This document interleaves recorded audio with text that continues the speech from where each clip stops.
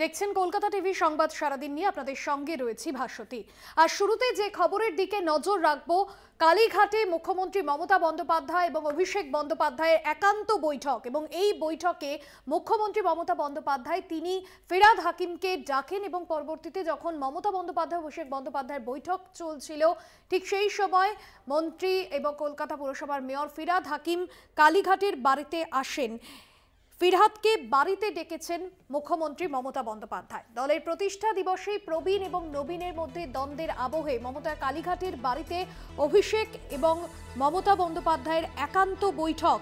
এবং আমরা দেখেছি আজ সকাল থেকে তৃণমূলের প্রতিষ্ঠা দিবসে সকাল থেকে সন্ধে পর্যন্ত দলের শীর্ষ স্তরের নেতৃত্বরা বাকযুদ্ধে মেতে রইলেন এবং সেই বাকযুদ্ধ শুরু হয়েছিল দলের রাজ্য সভাপতি সুব্রত বক্সির মন্তব্যের পর।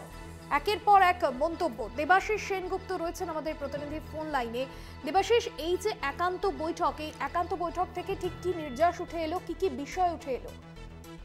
প্রথমে যেটা জানিয়ে রাখি যে এই বৈঠক দলনেত্রী মমতা বন্দ্যোপাধ্যায়ের সঙ্গে তৃণমূল কংগ্রেসের সর্বভারতীয় সাধারণ সম্পাদক যে বৈঠক করেছেন সেই বৈঠকের মূল দুটি বিষয় হতে পারে, এমনটাই কিন্তু তৃণমূল সূত্রে খবর। এক হচ্ছে যে প্রত্যেকটি যে কোনো অনুষ্ঠান বা বনে কিন্তু দলে পরিবারের সদস্য হিসাবে ওই বাড়িতে যাওয়া একটা রীতি।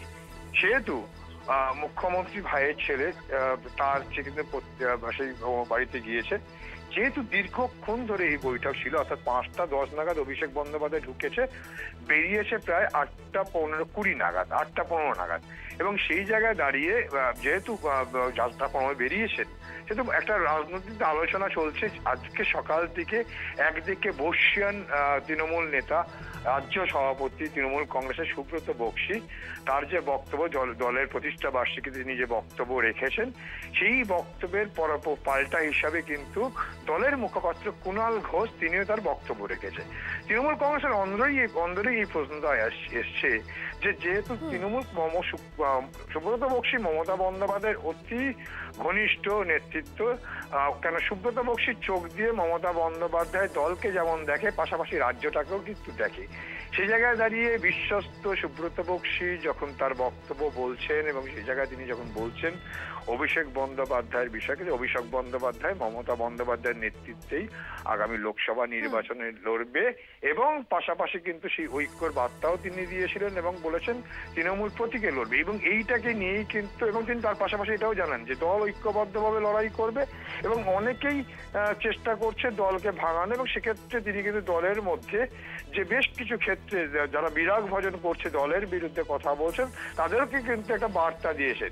পরবর্তীকালে দেখা গেল এই সুব্রত বক্সি সেই কথাকে নিয়েই কেন্দ্র করেই কুণাল ঘোষ অর্থাৎ দলের মুখপাত্র সাধারণ সম্পাদক তিনি যেভাবে তিনি বলেছেন এবং সুব্রত বক্সি বাক্য ব্যবহার নিয়ে যে প্রশ্ন তুলেছেন তা নিয়ে কিন্তু দলের মধ্যেই বেশ কিছু ক্ষেত্রে বর্ষিয়ান যারা তারা প্রশ্ন তুলেছেন যে এই ধরনের কথা আজকে দলের এই প্রতিষ্ঠা দিবসের দিনে না বলাটাই কিন্তু শ্রেয় ছিল।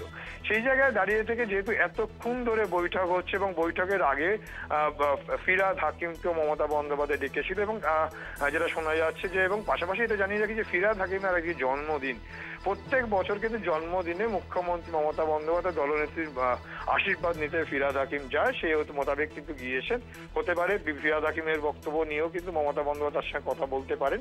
কিন্তু আজকে যেহেতু দীর্ঘক্ষণ ধরে অভিষেক বন্দ্যোপাধ্যায় দলের যেহেতু সর্বভারতীয় সাধারণ সম্পাদক দীর্ঘক্ষণ ছিলেন ওই বাড়িতে এবং দলনেত্রীর সঙ্গে কথা বলেছেন, এমনটাই কিন্তু রাজনৈতিক মহলের ধারণা যে এই সকালবেলা থেকে যে আলোচনা হয়েছে যাতে একটা বিরূপ প্রভাব পড়তে পারে, কেন সামনেই লোকসভা নির্বাচন এবং একদিকে যখন অভিষেক বন্দ্যোপাধ্যায় দলকে যখন কেন্দ্রের বিরুদ্ধে বাংলার বঞ্চনা নিয়ে যখন লড়াই করছে, সেই লড়াইয়ের জায়গায় দাঁড়িয়ে থেকে দলকে একত্রিত করার চেষ্টা করছে এবং সুব্রত বক্সি যে বার্তা দিচ্ছে যে দলকে বেশ কিছু ক্ষেত্রে দলের বিভাজন হচ্ছে, এমনটা একটা কিছু লোক বলার চেষ্টা করছে, সেইটাকে যাতে সমাপ্ত করা যায়, তো সেটাকে যাতে উড়িয়ে দেওয়া যায়, তার জন্য সুব্রত বক্সির যে বক্তব্য সেটাকে নিয়ে